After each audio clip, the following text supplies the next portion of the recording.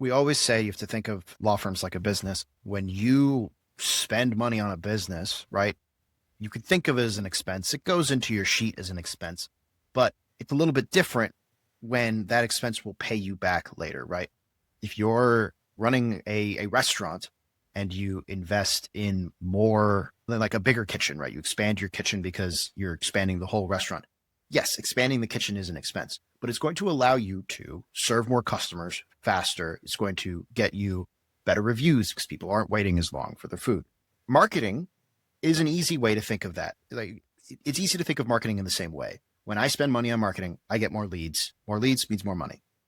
Intake, for whatever reason, doesn't have that same investment level of seriousness for law firms. And what we're saying here is that it should, right? If you are spending whatever you're spending on intake is an investment in your firm, because the more effective, the more efficient your intake is, the more clients you're going to secure.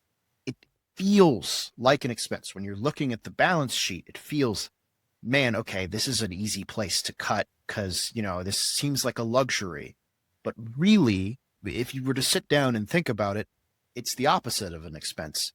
It makes you money. It's an investment. And when you cut those investments, you end up with diminishing performance, which means that, like, when you spend that money, you're putting money into your business so that you can get more money out at the end. And it really doesn't end up costing you nearly as much as you might think.